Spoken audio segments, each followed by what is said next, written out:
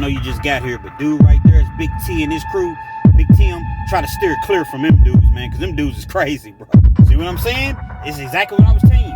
Big T slapped the shit out of that dude for no reason, bro. Nah, I ain't never really had no problem with Big Tim, man. He kind of, you know what I'm saying? He kind of just digs me a little bit, man. We kick it sometimes, but I ain't never had no issues with Big Tim, bro. So hold on, you trying to tell me that Big Tim is kicking with Elena? You know what I'm saying? The trans that just hit the yard, you trying to say? Nah, I don't believe that, bro. I definitely don't believe that, man. Wow. Elena done checked off the yard, and Big Tim is going crazy, man. They said I was there, dog. He's in the chow hall. He's print checking motherfuckers, man.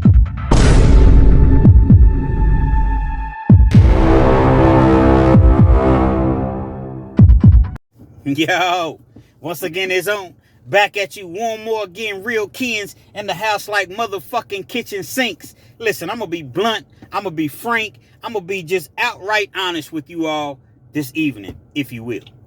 In Penitentiary, it's a whole lot of gay shit that goes on. I'm not going to try to sugarcoat anything. I'm not going to try to talk around anything. Y'all want these penitentiary stories? Well, Kins is going to give it to you. Now, before I get into this evening's story, just understand I'm the self-proclaimed Mr. 30 Minutes or Better. T-shirts coming real soon. Pause. So if you're on your way to work, if you're at work trying to get through your shift, you don't really feel like being there and you're dragging, or you just need a little pick-me-up, or if you're on your way from work, or you're trying to lay down and take a nap, or you're trying to go to sleep at night, depending on whenever you view this video, or you just in the mood for some good old-fashioned penitentiary real stories, then guess what? I'm the man for you. Again, pause, because I'm not the man for everybody. I'm the man for the women, but I'm not the man for literally everybody. You get what I'm saying? Penitentiary, man.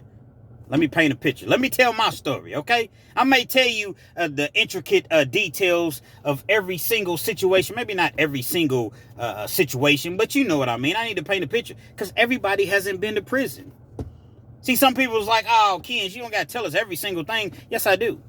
Because you've been to prison. You understand the ins and outs of prison. But everybody doesn't. You have some people that's never even had a traffic ticket, but they're intrigued by these penitentiary stories. So let me do me and you do you, and you just sit back and watch respectfully though, because I appreciate everybody watching these stories and listening to these stories. Y'all rock with me.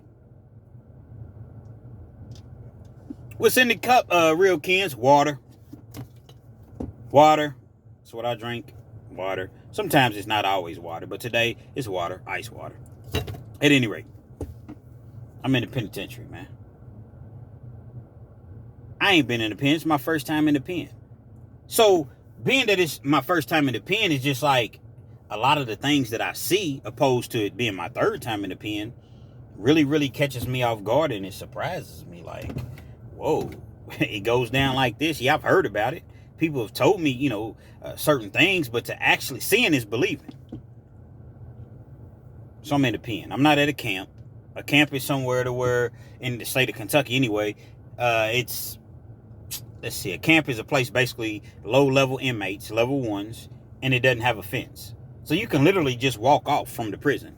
There's no fence. There's no barbed wire. There's no, it's low-level inmates. Now, you may have started off at a level 3 or level 4, and over time you worked your way down. When I say working your way down, meaning had good conduct, wasn't getting write-ups, you stand all the way out of the way. Every 6 months, they go back and evaluate you, and they classify you.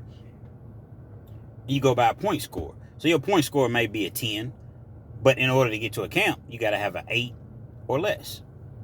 Okay, this guy, he's been doing the right thing. He's doing everything that we recommended him to do as far as the classes. He's working, staying out of the way. We're going to drop his point score down from a 10 to a 7. Now you camp eligible.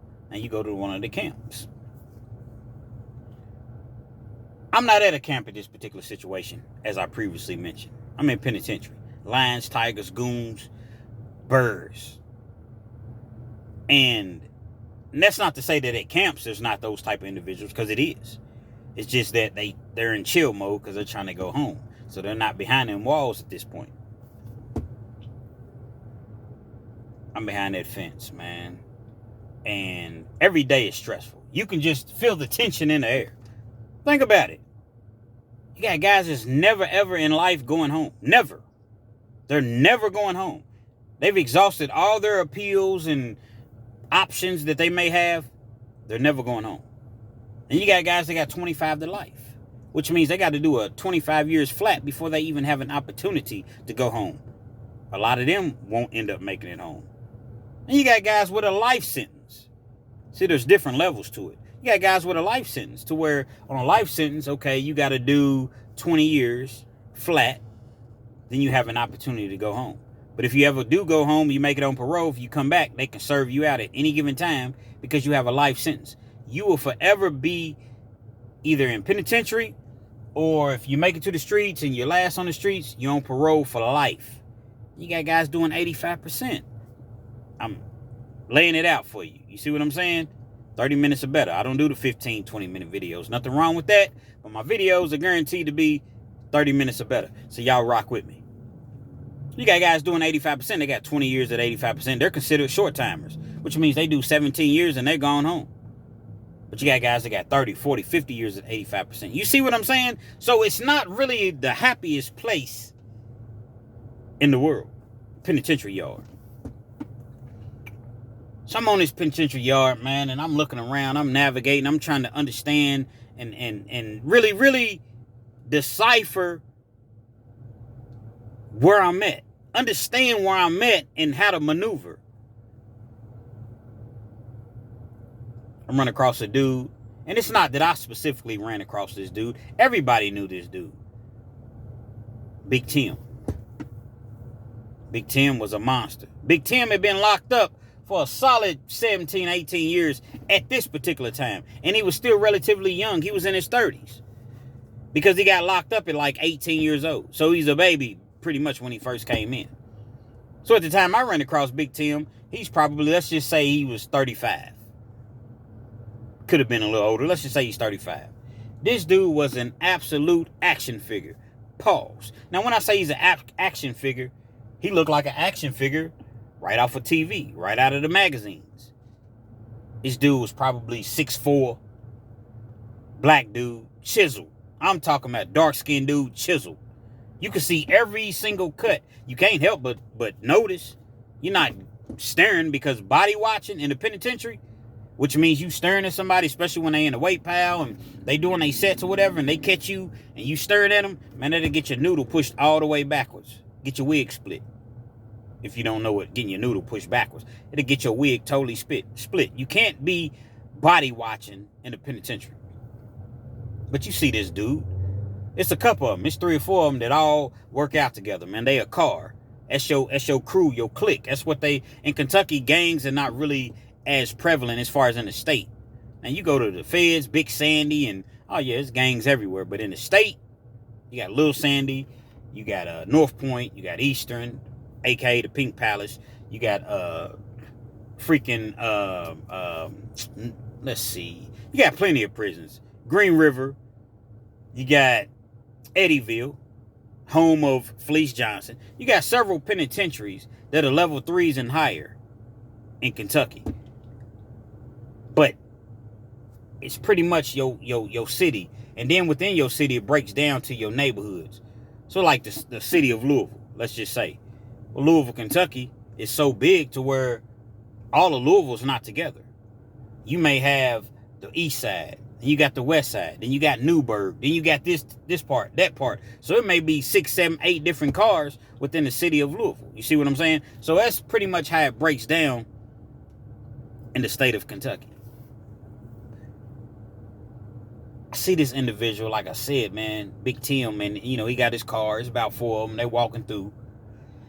And they stomping through the yard, as I've said in other videos. They not the only one that stomps through the yard, but they stomping through the yards, Like, what I'm saying? They walking through the yard and everybody sees them, man. What I'm saying? They come and, they got their wife beaters on, or some of them don't have no shirts on or whatever. But whatever they got on, that these guys are not a game. They're not to be played with. Big Tim, man, he was a cool dude. Had a whole lot of jokes, man. Whole lot of jokes. Like, when you talk to him, he really wasn't on his bully type tactics or what have you. Now, don't get me wrong. I seen him slap a couple people. I seen him, I seen him kick one dude in the chest. I'm like, damn, this nigga know karate too. Like, I seen him do some things, so I knew that he was perhaps the real deal.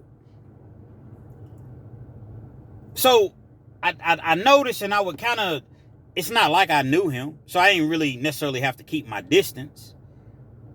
But I just kind of stayed out of, I really try to stay out of everybody's way, you know, because I'm in prison, man. I'm not trying to shank nobody. I'm not trying to have to, extend my stay there. I'm trying to go home, man. That's my entire goal. Anytime I've been locked up is to go home, man.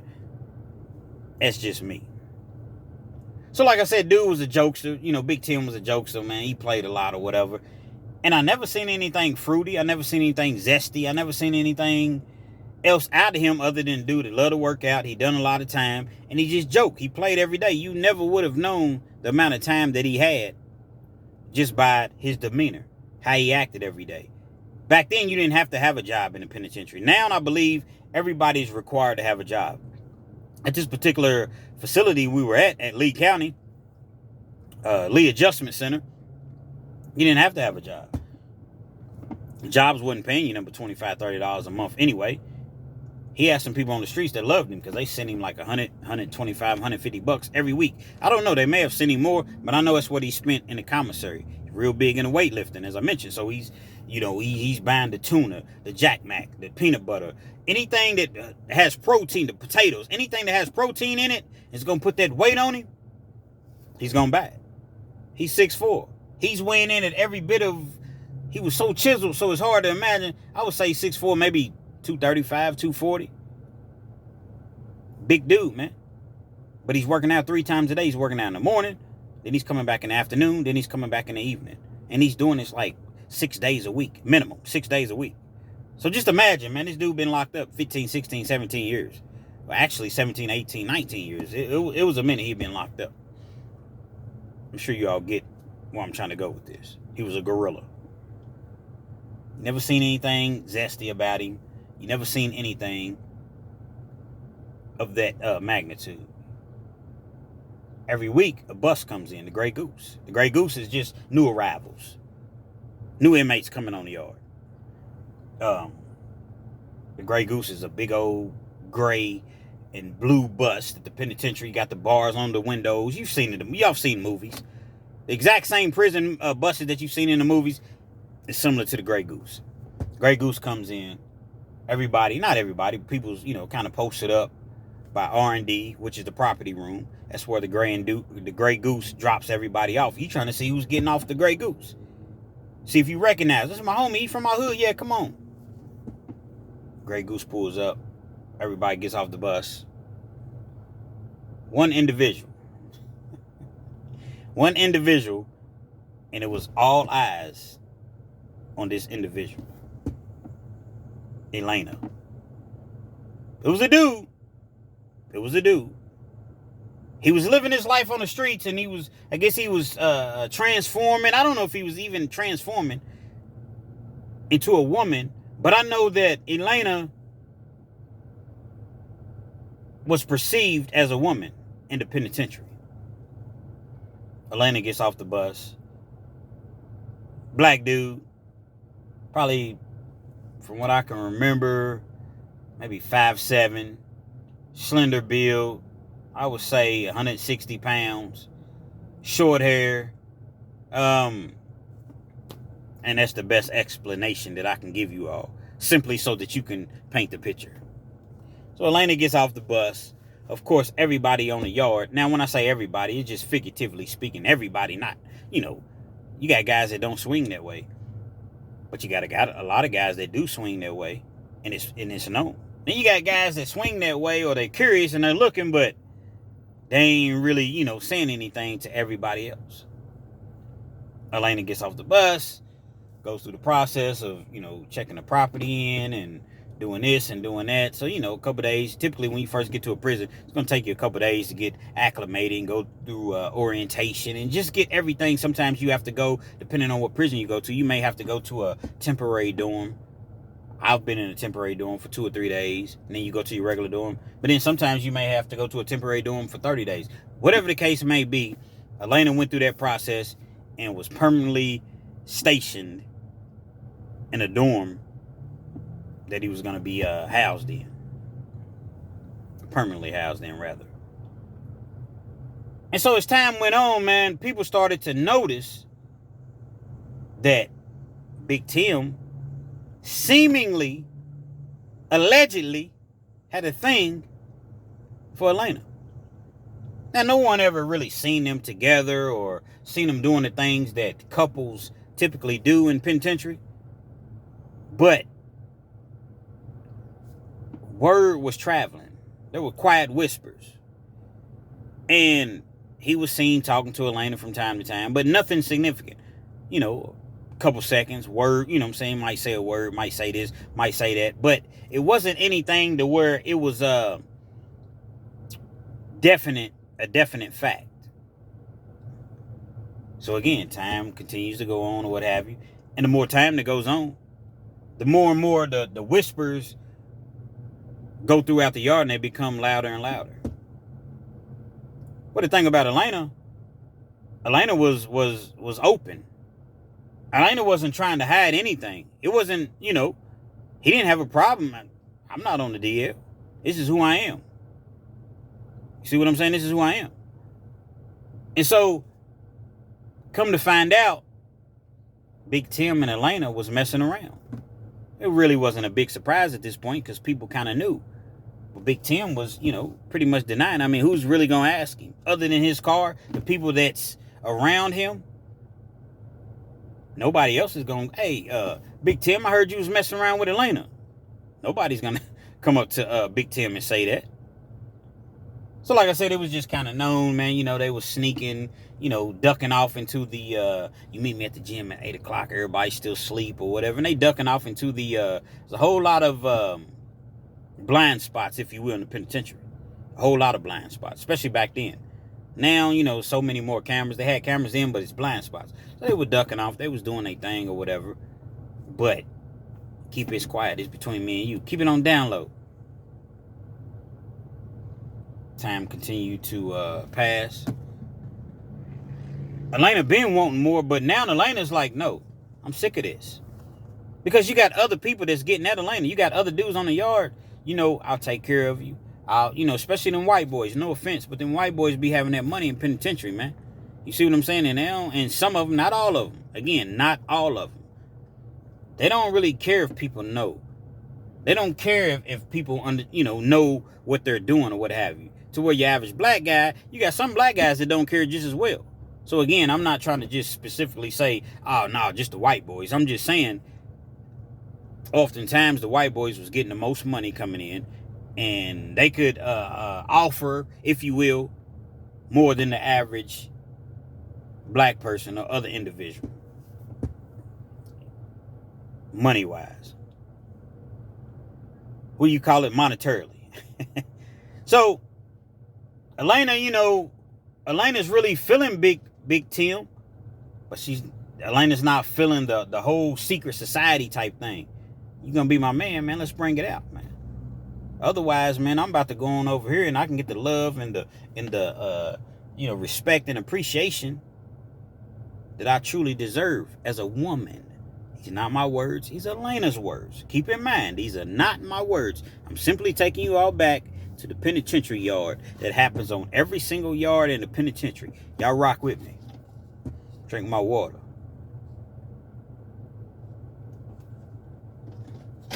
So now it's a friction in the camp, so to speak. Elena's trying to leave for another individual.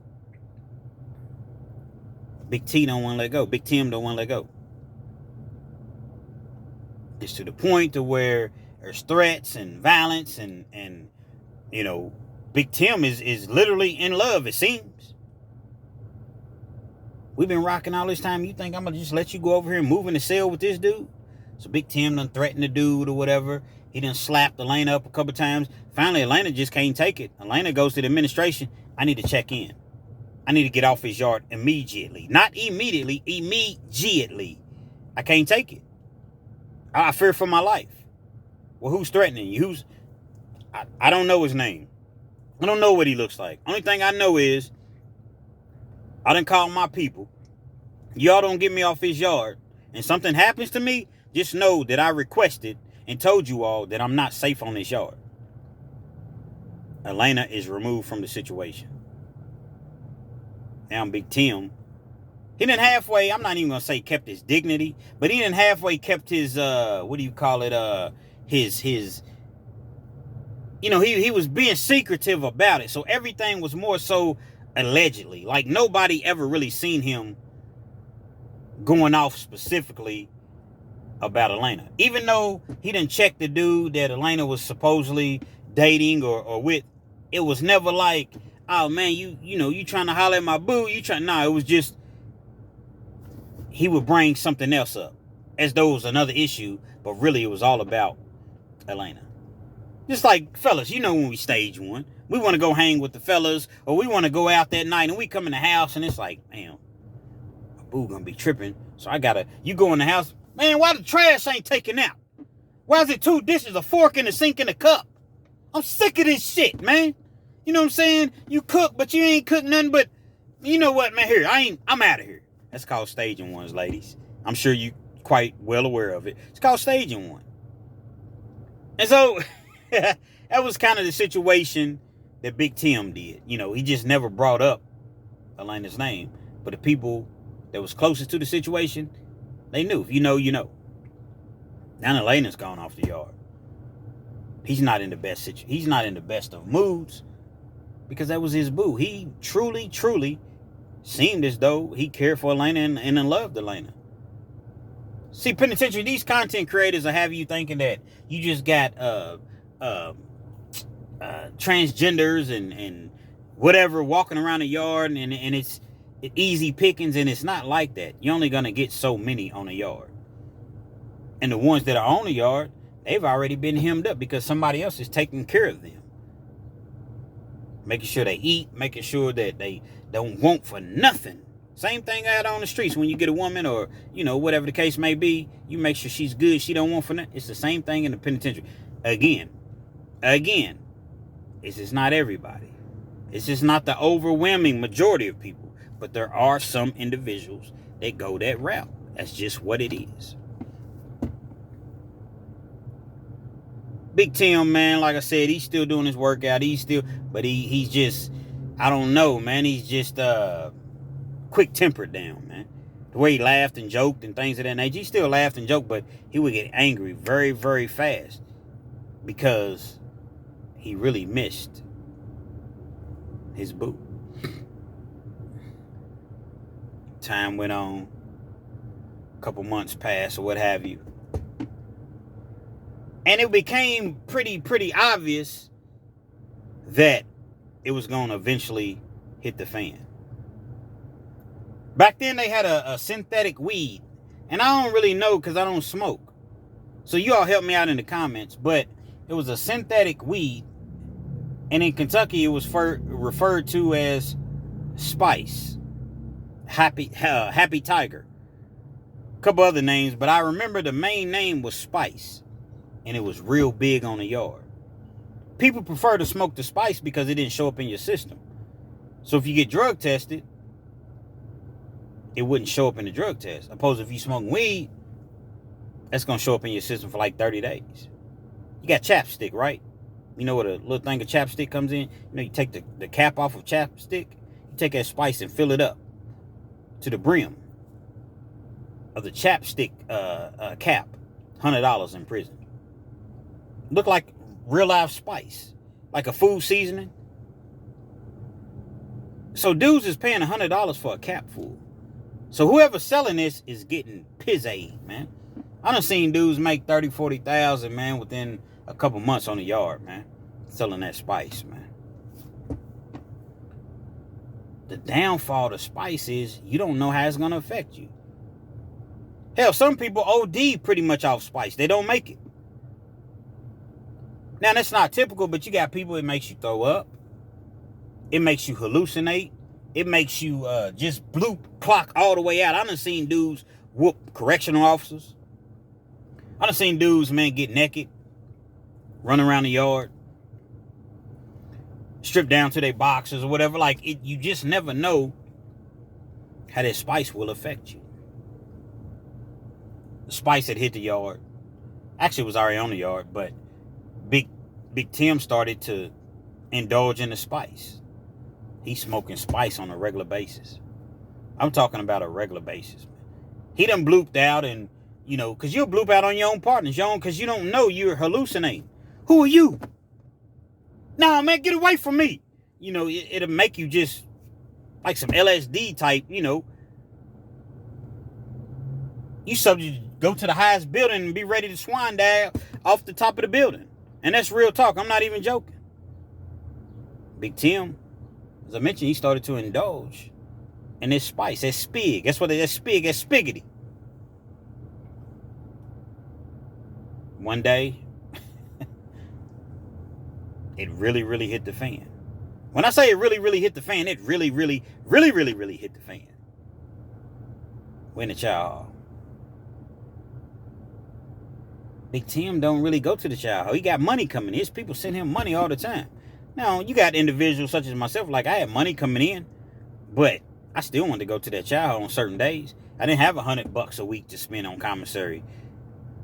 It's 20 years ago, so just imagine $100 a week back then. Oh my God, it really, really took you along. You didn't never have to go to the Chow hall 20 years ago.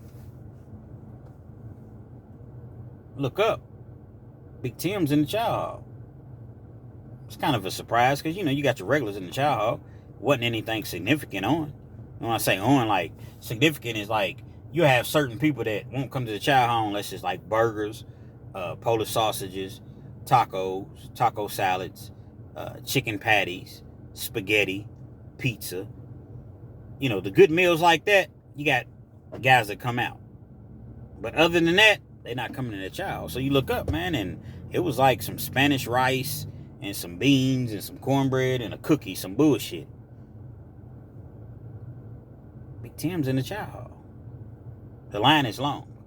So you probably got, just like a restaurant sometimes or a cafeteria or what have you, you got people at the front of the line, and the line probably stretches all the way back to, it's probably a good, 40, 50 feet, 70 feet between being at the front of the line and at the very back.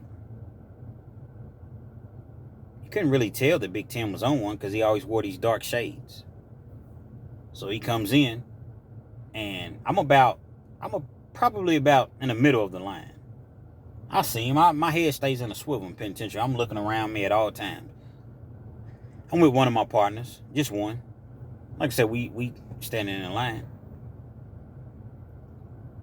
And I see Big Tim, and he's talking, but I can't really fully hear him at first. So then he gets louder and louder. He was like, "You heard me? You heard what I said, nigga?" He's just talking to just random people. Just random inmates in the line. So I'm like, damn, Big Tim's on one, man. You know what I'm saying? Now, I ain't never had no problems with Big Tim. But at the same time, I don't know if he's going to say something to me. I don't know if he's, I ain't got no push on, no blade push on me. You know what I'm saying? Well, I ain't got one of them blades, AKA the Dante Show Network. You know how he pushes that blade? I ain't got nothing like that on me. I don't got nothing on me. And this dude's a gorilla. Like I said, he's 6'4", lift weights all day long, man. 400 plus in the weight pile. And I've seen him fight, seen him knock people out, seen him punch, smack, kick people. I know that if he approaches me, shoot, the only thing I can do is try to get my respect, man. I'm swinging first. That's my motto, man. Swing first, ask questions last. That's my motto. Win or lose. They're going to say, man, Ken's, man, he tried. I may be laid out. Yeah, hey, wake up, man. Splash the water on me, man. Hey, you all right? You okay? Hold on, man. Splash this water. But guess what? Give me the little smelling sauce. I'll jump away. Hey. But guess what? I tried. So the louder he gets to talking louder, and he's like, "You heard what I said, nigga, print check." I don't really know what he's speaking of it initially. So he's getting louder, and he's getting louder. But the thing about it, there's a correctional officer in the Chow hall. It's only one in there, but he's kind of like on the other side. He ain't even there. I think he went to the bathroom or went to the back in the kitchen to probably get him a plate or some donuts or some, all the shit that police like to eat or whatever. So he wasn't even there. He was there, but he wasn't there. Oxymoron. He went to the back, but he was coming back. Big Tim didn't care nothing about no correctional officer being there. It just so happens that the correctional officer wasn't there at the time. Print check, nigga. Dude was just looking around like, print check. You think I'm a joke? You think it's a game? You think it's a joke? He walked up to a dude, grabbed his print. No, y'all gonna think it's a joke, but it's not. He grabbed his print. Hey, man, what the... Yeah, do something. You don't like it, do something. Print check. So he just randomly walking up through the line, print checking dudes, grabbing their print. Print check, nigga. Grabbing their prints, man. Now, for y'all that don't, you may not necessarily know what a print is, which I don't know who don't know. Like in your pants, a man, you know what I'm saying, wears pants and his print, man, his action. He's print checking dudes. Print check. He's going up through the line grabbing dudes' prints. Just outright grabbing prints, man. Oh, hell no. Hell no, fam. Look, man. If he gets close to any one of us, nigga, we just gonna take off on both of us. He's walking through. He just randomly. He passes us up, though. He got these glasses on so you can't really see if he's looking at. But I'm already, man, ain't gonna be no print checking over here, homie. Me and my partner, man, we gonna dust this. We gonna gang him in. It ain't gonna be no print checks. And it's so crazy because we in the penitentiary. You would think somebody would just initially, right off top, the first individual would take off on him. Nobody was really doing that. Come on, man. Come on, Big Tim, man. What you on, bro? He's walking through, man. He done came through and grabbed about 6, 7 prints. Finally, he grabs the dude's print. He passes us up. Now we feeling, we really feeling cocky. You know what I'm saying? No pun intended. Yeah, he know better. But we whispering, yeah, he know better. He run up on us, man. Ain't gonna be no print check over here, motherfucker. Think he gonna print check a motherfucker? He print checking people. Dudes just covering up like it's in the line. When you penitentiary, dudes just covering up like covering their prints up. And so, this is crazy, man. I wanted to really not even tell this story. But guess what? This is Real Kens TV, and I got to keep it real, respectfully. Let me drink some more of my water, man. So finally, man, after probably about the 6th or 7th print that he done grabbed, dude ain't with it. They take off on him. It's about 3 or 4 of them. They take off on him. They fighting. Big Tim, man, got so much, I don't know, the spice, man, just had him hyped. It was 3 or 4 of them on him, but they couldn't take him. He's slinging them around. There ain't really too many punches being thrown. It's more so wrestling. He's grabbing them and throwing them across the table like on TV, and all the trays and people sitting at the table falls on the floor. And, you know what I'm saying? He hit a couple people. They swing at him or whatever, but they can't really do nothing with him. A couple dudes grab a fork, off the floor or whatever. They coming at him. Can't do nothing with this big son bitch, man. Police, they see what's going on. Cameras. They come in. It's about 6 or 7 of them. They can't even do nothing. This dude is 6'4", probably 240. Like I said, whatever size I said, 240, 245, 250. Been lifting weights 16, 17 years straight. Don't see a ounce of fat on him. This dude is a gorilla, man. It's a monster, man. He's the type of dudes you see in the penitentiary, man. I ain't making this up for y'all to been in prison, Just sit around, work out all day long, 3 times a day type shit. And probably do 1,000 push-ups before he goes to bed at night. Probably 500, maybe not 1,000. Police come. He don't give a damn about no police. He's not even in his right frame of mind. Police is running up on him or whatever, but they're afraid. Hold on, sir. Hold on. He's going through his thing. Yeah, come and get some. Come and get some. Y'all want me? Y'all got to kill me. He's going through all of that. They're trying to subdue the suspect, if you will. Finally, they come in with the goon squad comes in with the shields. They got all the little pepper spray. They got all the things that no inmate can really sustain, if you will. They run up on him, hit him with the electric shock shields. They hitting him with the tasers or whatever. So finally, they able to get him, but he's stronger than ever. He's gone off his spig, his spice. So his strength is just astronomical. They have the hardest time getting him. It's probably like 11 or 12 of them at this point. And you got to realize, man, all of them's not going in. You got the ones at the end that act like they so tough once he's down there. They, motherfucker! And dive on top of him and shit like that. But, the first few that went in, man, they had to be willing to really go in. But they had them weapons with them. So they finally get him, man. They cuff him up, man. They rough him up. They take him out. Take him to the hole. Got a couple dudes that I knew or what have you that worked, and I didn't know him like personally, but you know, they was in my dorm. They worked in the hole like as trustees. They cleaned the hole up because officers don't do anything. Inmates do everything in the prisons. They cook, they do laundry, they do anything that needs to be fixed as far as anything on the yard. Vehicles, plumbing, electric work, anything. Anything needs painted. Just anything that you can think of, an inmate's gonna do it, opposed to them hiring other people to come in and do it for $30, $40, $50 an hour, running the backhoe, whatever. So you got a couple dudes that's working the hole or whatever. A couple days goes past while the investigation is still pending, because you're still going to have an investigation regardless if you just blatantly did it. There's an investigation, and you go to what's called court call. You go to court call, they read the charge, just like court on the outside, but it's court on the inside. Okay, on this day you were alleged to do this, do that. How do you plead? You know, this is the evidence that we have. They present. Okay, I plead guilty. Okay, you plead guilty, then we recommend this. X amount of days in the hole, X amount of good time lost that either you can possibly get back, or sometimes you lose good time and it's non-restorable, which means if they take 180 days good time away from you, you'll never get that back if it's non-restorable. So it just depends on the case and what you plead guilty to. A couple days passes, the spig rubs off on him. Big Tim don't even remember anything that happened. Yeah, dudes that was trying to explain to him what happened, he don't even recall anything. They telling him like, bro, you was grabbing dudes' prints, man, and running up to dudes talking about print check, and he was like, nah, I ain't do no shit like that, man. That ain't even me. Bro, you was doing it, man. So he's trying to plead not guilty at the court call where they present him with the tape. The tape is clearly, you know what I'm saying? He requests to see the tape. They don't like when you do that, but you can request to see it. The evidence presented against you. And lo and behold, man, you going through trying to print check dudes, man, in the penitentiary, man. Big Tim, man, could have lost his life for that. Just think if a dude had that thing on him, had that blade on him, man. He ends up, I guess, pleading guilty. Evidently, he pled guilty. And they shipped him from where we was at to Eddyville, which is maximum security, where Fleece Johnson was at all those years. Home of death row.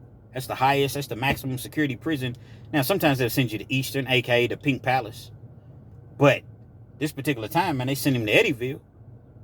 And that's where he remained until he remained. I don't know how much time he had left. I know he had a boatload of time, but I don't know how much time he had left. I don't know how much time, additional time they may have given him, because he did rough up a couple officers when they ran in on him or whatever. He didn't just seriously hurt anybody. So I don't know. They probably didn't pursue outside charges, but I'm sure that he lost a boatload of good time, any good time that he had. And this was 20 years ago. I don't know if Big Tim is out now or if he's still in, or if he ever even got out. I'm quite sure that he got out, but there's no telling if he got out and came back, or if he got out on that trying to bully people and somebody went on and, you know, took him off his earth. I don't know what the situation is. But I do know that these are some of the crazy things that you see in the penitentiary, man. And it's not just about the penitentiary. It's about that Spice. I don't know how big Spice is. I don't really hear too many people talking about the Spice now, opposed to just a couple years ago, man. Dudes was OD, man. I was riding through the neighborhoods, man. You just see dudes, man, just passed out on top of each other like this. One dude laid out, the other dude laying on top of him. Man, they gone bus stops, just random places in front of the store. They out. Gone off his spig at Spice, man. It's synthetic weed, man. Synthetic drug. Man, leave that spig alone. Leave all drugs alone. I don't even smoke weed. I'm a social drinker. You know what I'm saying? But I'm no better than nobody else. I just never really got into the whole drug things and weed. And like I said, man, I drink my little drink or whatever. But mainly, man, I like to drink my water. You know what I'm saying? And call it a day. But the crazy things that you see in the penitentiary, man, and this is not even the craziest of things that I've seen. If you want to avoid running into a Big Tim or Elena or Big Rufus or Fleece Johnson, you know what I'm saying, or Big E, all these type of individuals that you will run across in the penitentiary, then you may want to clean your act up, man, and do the right thing simply because it's the right thing to do. Because once you go to prison, man, it's on, man. It's on. If you don't want to be in that child hall line, or in that commissary line, or just in the wait pile, wherever you may happen to be, and somebody run across you and print check you, stay out the penitentiary, man. Because you don't want to get print checks. Real Kids TV, hopefully you liked the video. Feel free to comment, definitely share. So, subscribe to the channel if you're not already subscribed. You know what I mean? And be sure to hit that post notification. So anytime I bring you this action and this heat, this motherfucking heat, you're amongst the first to receive, man. Real Kids TV, man. Print check, nigga.